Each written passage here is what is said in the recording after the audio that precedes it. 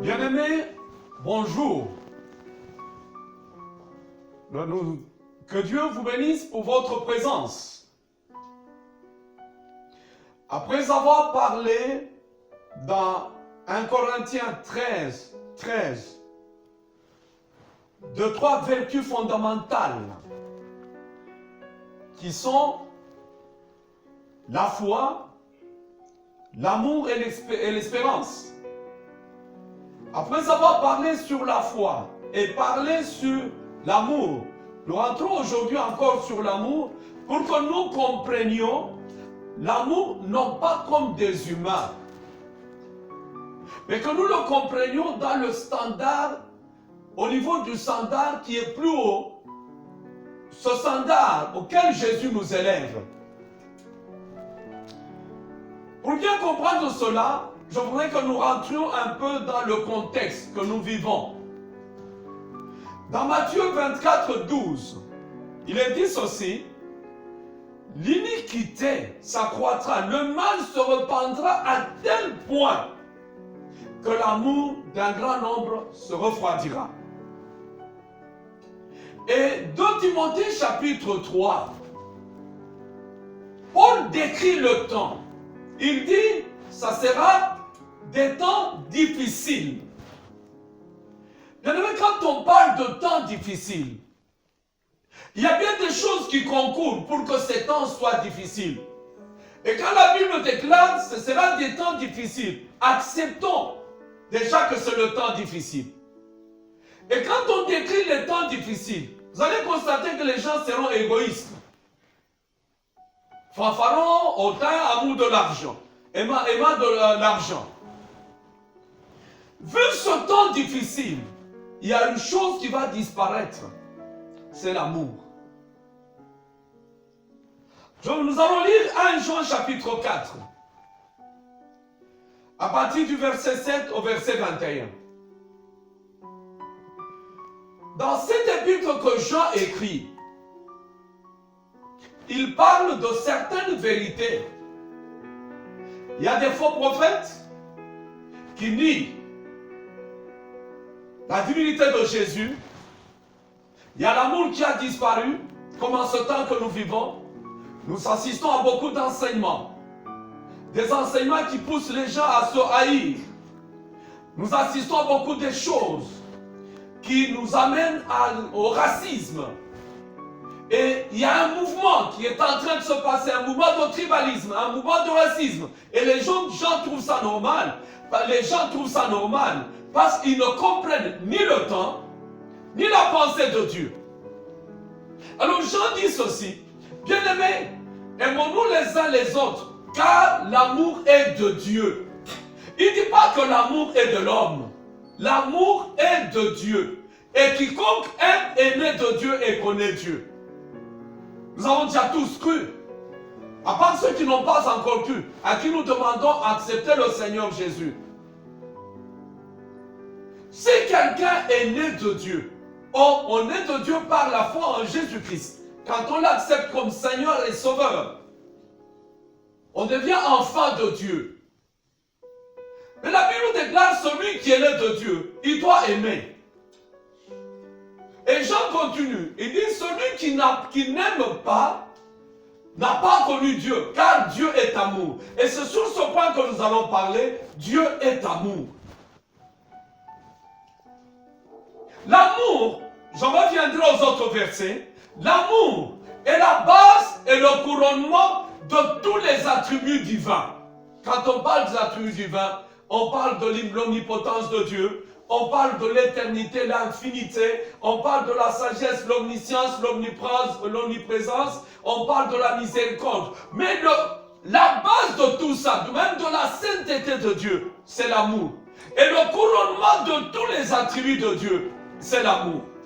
Selon un auteur, l'amour, c'est la valorisation extrême de l'être aimé et une subordination de toute chose à son bien. Donc, on valorise l'être qu'on aime et on subordonne toute chose à cela. Nous allons le comprendre quand nous allons expliquer l'amour de Dieu envers son Fils. Dieu est amour. de Dieu qui est amour.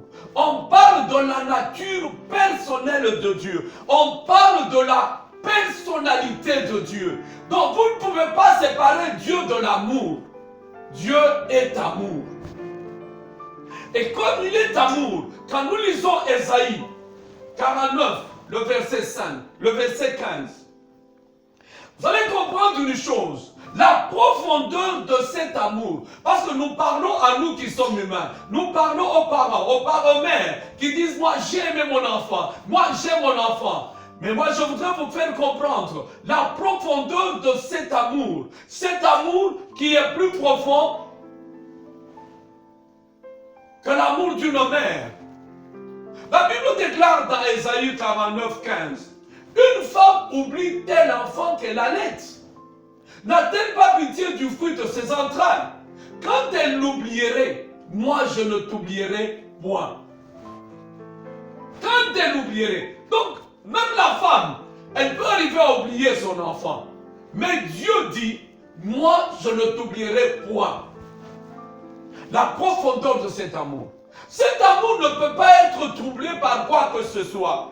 Beaucoup de gens ils croient que quand ils font quelque chose, l'amour de Dieu est troublé.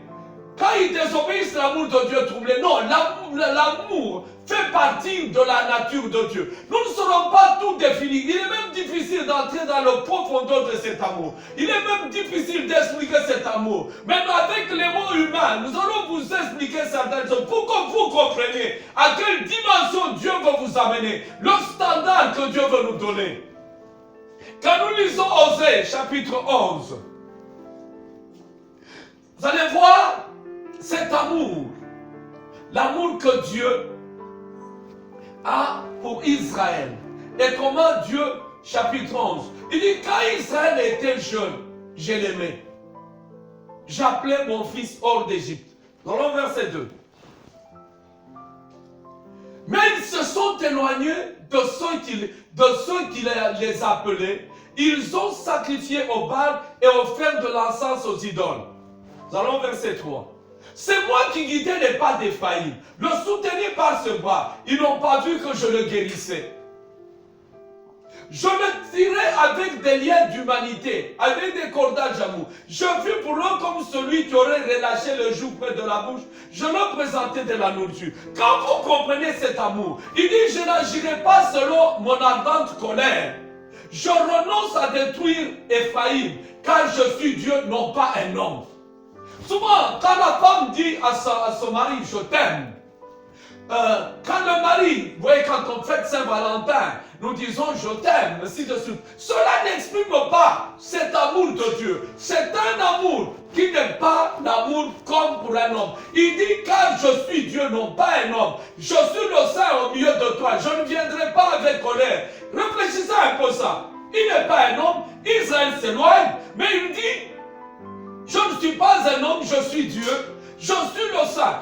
Comprenez un peu, d'un côté la sainteté de Dieu, qui doit manifester sa colère, mais de l'autre côté l'amour de Dieu.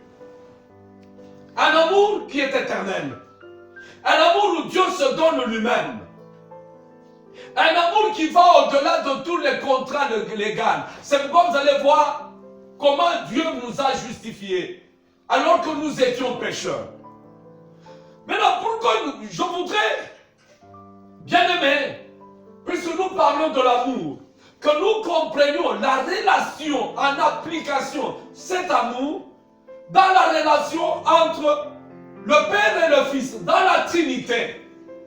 Nous lisons Jean 17, verset 24. Vous allez comprendre quelque chose. Mon peuple périt faute de connaissance. Mais Dieu, vous ne vous appelle pas à périr. Parce que Dieu nous aime. Et Dieu est amour. Et comme il est amour, nous devons arriver à comprendre. Beaucoup de choses nous éloignent, nous échappent. Parce que nous ne comprenons pas. Nous manquons l'illumination. Le Saint-Esprit doit nous éclairer dans certaines choses pour que nous comprenions. C'est pourquoi nous prenons Jean 17, le verset 24. Et là, nous allons comprendre la relation. Ici, c'est le Seigneur qui parle. Il dit, Père, je veux que là où je suis, ce que tu m'as donné soit avec moi, afin qu'il voie ma gloire. La gloire que tu m'as donnée parce que tu m'as aimé avant la fondation du monde. Bien aimé, l'amour précède. Parce que tu m'as aimé avant la fondation du monde. Dans la création, avant que la création ne soit là, Dieu aimait son Fils. Maintenant, voyez comment il a exprimé cet amour, comment il l'a manifesté, pour que nous comprenions, non pas comme les humains, pour que nous amenions un changement, un bouleversement dans le monde. Dans Jean 3, 35-36, tu m'as aimé et Dieu en l'aimant, il lui a donné la gloire. Jésus dit, le Père aime le Fils et il lui a remis toutes choses entre ses mains. Celui qui croit au Fils a la vie éternelle. Celui qui ne croit pas au Fils ne verra pas la vie, mais la colère de Dieu demeure sur lui. Quand nous lisons, Dieu aime éternellement son Fils. Et dans cet amour, Dieu lui donne l'honneur. Je rentre au verset 35. Nous sommes dans l'application de cet amour. Et vous allez comprendre si nous n'aimons pas comme Dieu aime. Je sais que nous ne pouvons pas atteindre la perfection de cet amour. Mais nous tendons à cette perfection. Parce que le Saint-Esprit qui est en nous, Dieu qui est en nous, qui a fait de nous ses enfants. Et c'est pourquoi je voudrais bien aimer que nous nous déconnections. L'amour est le fruit du Saint-Esprit. L'amour, c'est la présence de Dieu en nous. Et ce travail que le Saint-Esprit est en train de faire en nous, que Dieu fait en nous, nous avons un fruit qui ressort. Et nous devons arriver à nous aimer. Mais pour arriver à nous aimer, comprenons l'amour de Dieu. Il dit, le Père aime le Fils. Regardez comment il agit. Et je ne sais pas si c'est comme ça que vous agissez. Il est difficile que l'amour humain arrive à ce niveau là-bas. Et il ne peut même pas arriver à ça. Il remet toutes choses entre ses mains. L'honneur. Il aime et il donne de l'honneur. Aujourd'hui, quand nous disons j'aime mon enfant, j'aime ma femme aime, ainsi de suite, est-ce que nous remettons toutes choses? Et le verset 36, il dit, celui qui croit, parce qu'il lui a remis toutes choses. Il y a une délégation. Bien aimé, dans la Trinité, il y a l'amour qui est là. Et cet amour est là pour qu'il y ait le bonheur et la joie. C'est pourquoi au ciel, c'est le bonheur, c'est la joie. Celui qui croit au Fils. Or, nous sommes souvent égoïstes. Dieu aurait pu dire, celui qui croit en moi. Mais dit, celui qui croit au Fils a la vie éternelle. Celui qui ne croit pas au Fils ne verra point la vie. Donc Dieu honore. Là où il y a l'amour, il y a l'honneur. Et la colère de Dieu demeure sur lui. Là où il y a l'amour, il y a l'honneur. Dieu aime le Fils et lui a donné tout pouvoir. Allons dans Jean 14, 31. Nous sommes en train de parler de l'amour. Ce qui fait la force, qui fait la joie, qui fait la paix dans la Trinité. Là où il y a la paix. C'est pourquoi ils ont dit, faisons l'homme à notre image. Il dit, mais afin que le monde sache que j'aime le Père. Maintenant ici, c'est le Fils qui parle. L'amour est relationnel. L'amour est réciproque. C'est pourquoi je vous parle du modèle de l'amour, pour que nous comprenions l'amour parfait, l'amour par excellence. Mais afin que le monde sache que j'aime le Père et que j'agis selon l'ordre que le Père m'a donné. Écoutez-moi, on voit ici même, de l'autre côté, vous voyez même la soumission. Un amour où on se soumet facilement.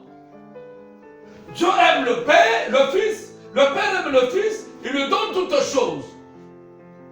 Et le Fils, il dit, moi aussi j'aime le Père, mais j'agis selon l'ordre que le Père m'a donné. J'agis selon l'ordre que le Père m'a donné. Remarquez avec moi, dans cet amour, il n'y a pas de rébellion. Dans cet amour, il n'y a pas d'égoïsme. Dans cet amour, c'est un amour parfait, c'est la perfection même. Alors qu'il y a la sainteté, alors qu'il y a l'omniprésence, il y a l'omnipotent, il y a l'omnipotence, il y a l'omniscience. Mais dans cet amour, le Fils dit, le Père dit, moi j'aime le Fils, et je lui donne toutes choses, je lui délègue toutes choses. Il n'y a pas de méfiance. Il n'y a pas de haine. Il n'y a pas de préjugés. C'est un amour parfait. Et c'est cet amour que Dieu répand dans nos cœurs. Et c'est cet amour que le Saint-Esprit répand. Il dit que j'aime le Père. Regardez la soumission. Et j'agis selon l'ordre que le Père m'a donné. Dans Jean 17, il a même dit ceci. Il dit ceci, afin que le monde voit qu'il m'a aimé, qu'il voit ma gloire.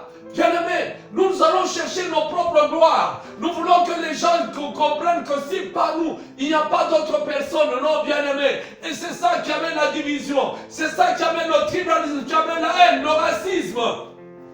Parce que l'amour de Dieu n'est pas là. Dieu lui-même, on l'a dit, celui qui aime Dieu, celui qui connaît Dieu, celui qui est né de Dieu, il doit aimer. Cet amour dont nous parlons ici,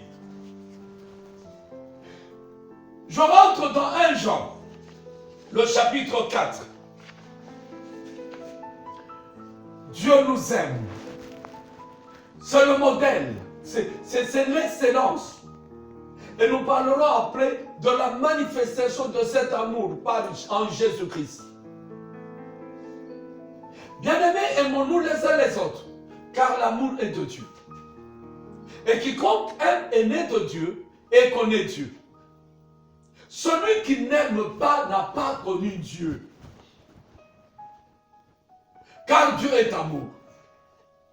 Jésus déclare ceci, la vie éternelle est qu'ils te connaissent, toi le seul vrai Dieu et Jésus. La vie éternelle. Or, celui qui n'aime pas ne connaît Dieu. C'est pourquoi, bien-aimé, au lieu de voir la paille qui est dans l'autre, que chacun de nous, cet amour nous transforme, que chacun de nous travaille à sa transformation parce que Dieu est amour. L'amour de Dieu a été manifesté envers nous. En ce que Dieu a envoyé son Fils unique dans le monde afin que nous vivions par lui. Et ceci caractérise l'amour de Dieu envers les pécheurs. Cette caractéristique de l'amour de Dieu, c'est la grâce. Dieu nous aime. Pour montrer son amour, il envoie son Fils. Vous savez, il nous est difficile de donner ce que nous avons beaucoup, ce que nous avons de plus précieux. Mais Dieu, il manifeste. Parce que la Bible déclare tous son péché et sont privés de la gloire. La créature, Dieu nous a créés à son image. Mais nous avons péché, nous nous sommes séparés de lui. Nous avons commencé à vivre selon nos lois. Nous nous sommes dit, je voudrais devenir comme un Dieu. Mais Dieu manifeste son amour.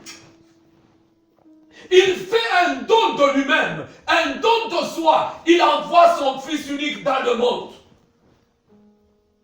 Parce qu'il nous aime.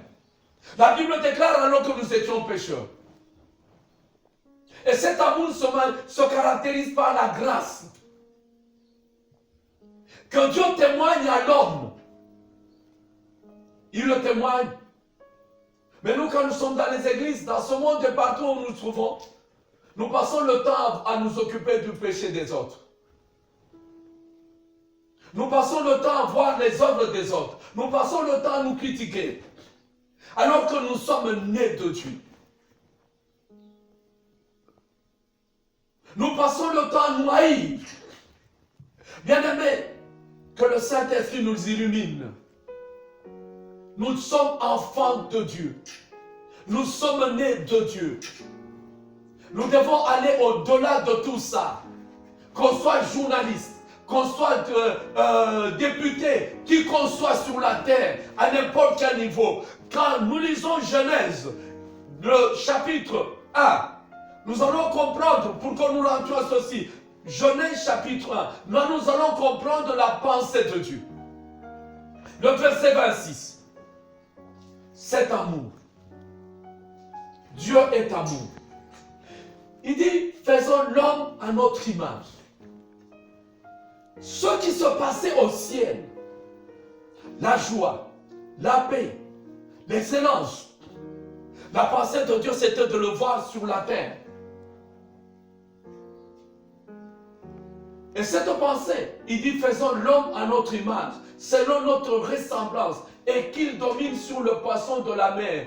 L'amour de Dieu, c'est un amour qui ne se réserve pas pour lui-même. C'est un amour qu'il veut partager avec les autres. Il veut le voir se manifester dans les autres. Et il veut le voir se manifester dans la créature. Il veut étendre son amour. Il veut l'étendre à d'autres êtres. Faisons l'homme à notre image. Il prend sa domination, il dit que l'homme domine. Et nous allons au verset 27. Dieu créa l'homme à son image.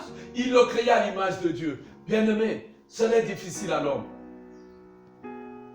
Dans l'égoïsme, nous voulons présenter, chacun veut présenter sa bonté. La Bible déclare, chacun proclame sa bonté, mais l'homme fidèle qui le trouvera. Que l'amour de Dieu se répande en nous. Dieu est amour. Sa présence en nous doit nous amener à aimer les autres. Cela ne vient pas de nous. Il en est la source. Il dit, il est créé à l'image de Dieu. Jésus nous a parlé de lui. Il dit, mon Dieu m'aime. Mon Père m'a aimé.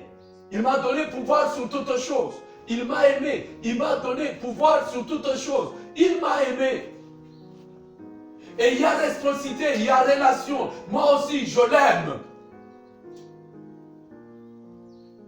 Quand nous comprenons cela, nous entrons dans la dimension, dans une autre atmosphère. Regardez même quand on parle du Saint-Esprit.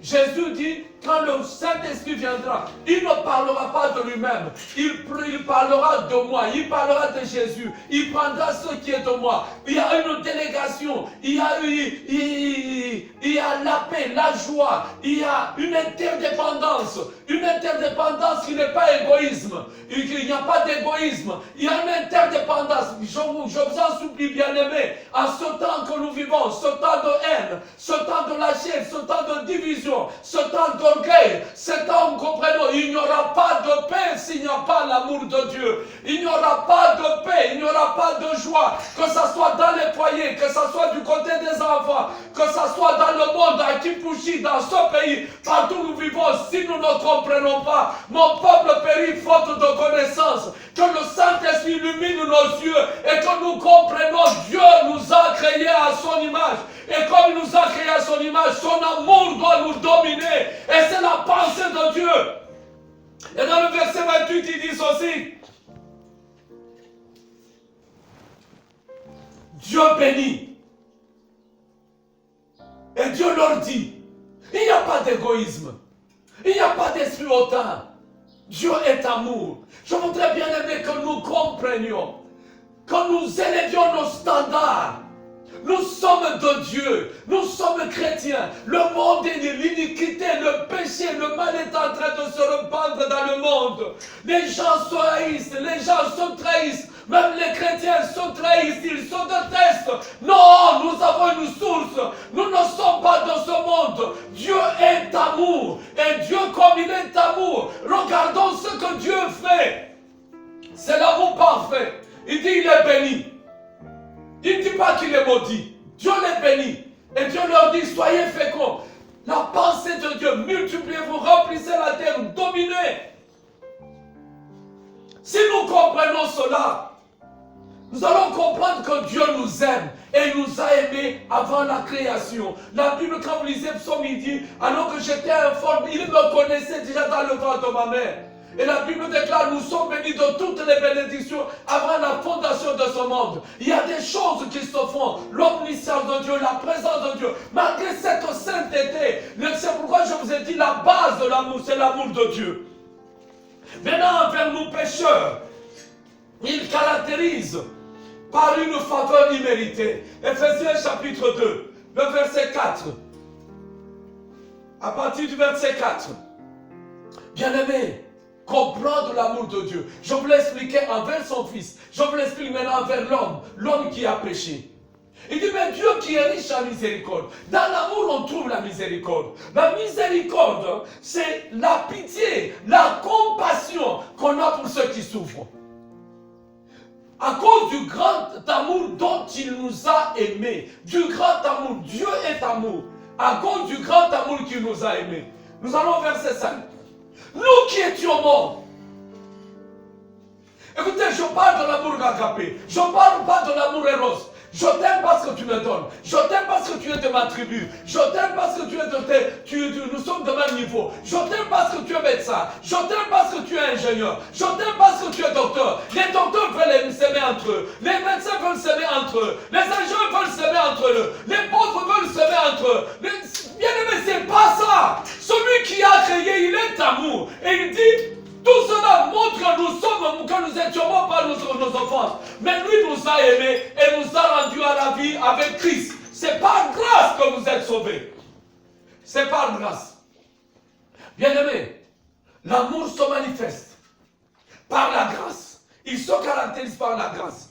L'amour se caractérise aussi. Quand vous lisez Jean 3, 16, la Bible déclare, Dieu a tant aimé le monde.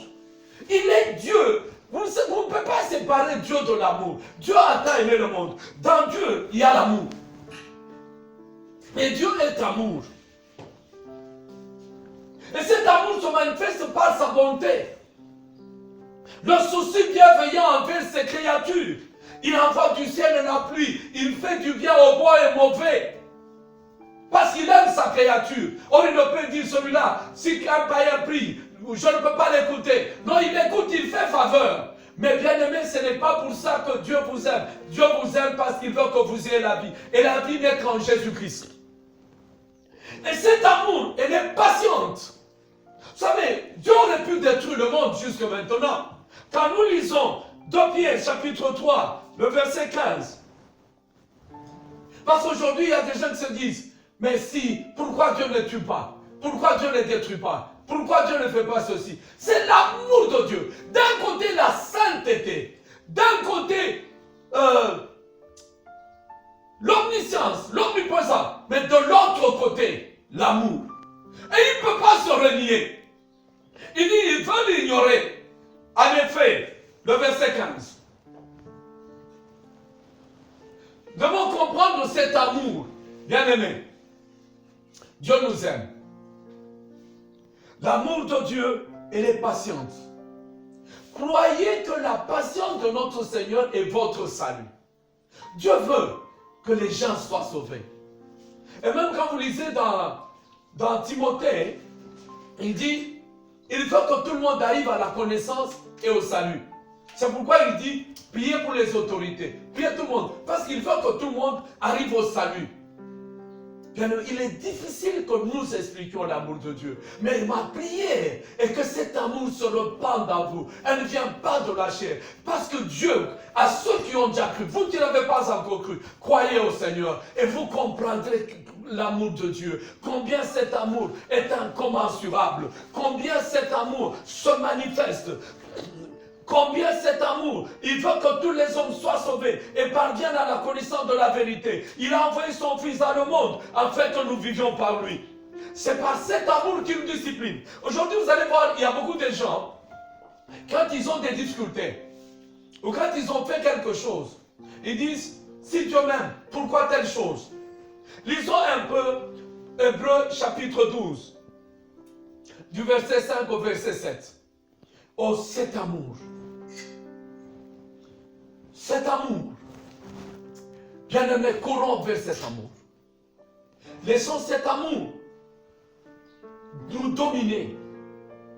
Laissons cet amour. Et dit, et vous avez oublié l'exhortation qui vous êtes adressés comme à des fils. Mon fils, ne méprise pas le châtiment du Seigneur et ne perds pas courage lorsqu'il te reprend. Car le Seigneur châtie celui qu'il aime. Donc dans cet amour, il y a aussi une correction.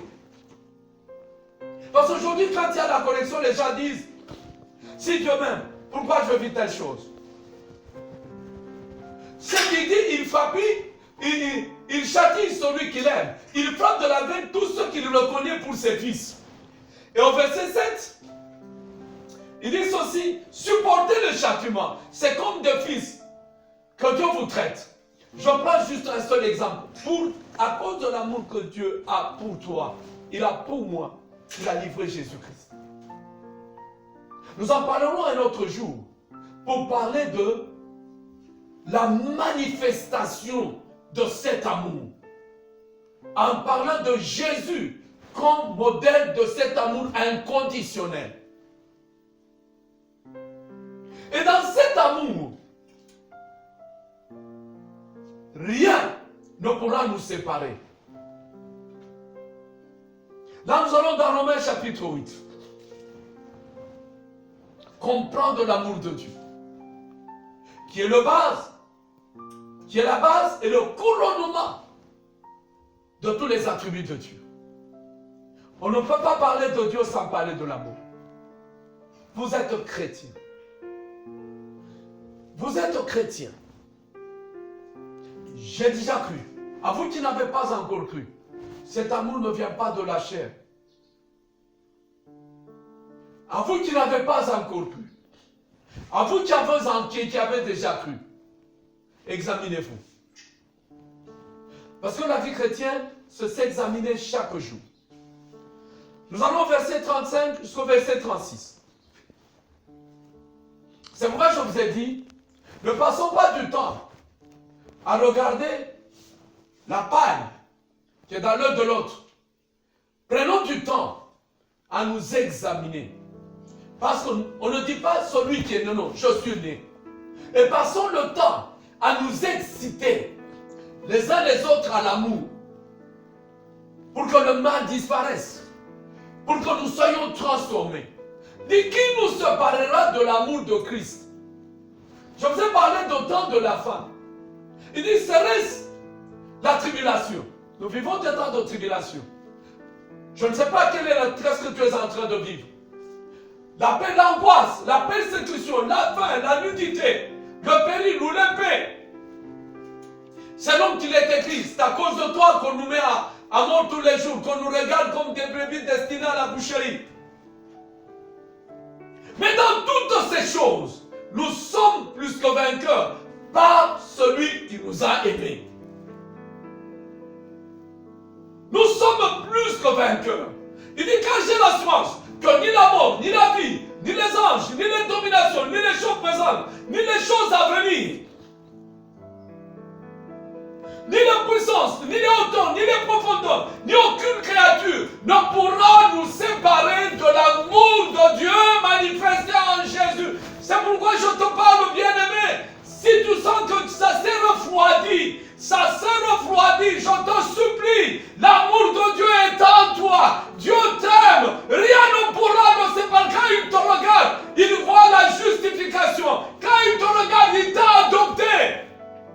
Je voudrais qu'aujourd'hui, nous comprenions l'amour et que nous puissions dire à Dieu, si vous n'avez pas encore cru, croyez et la divinité entre en vous. Parce que la Bible déclare, nous sommes participants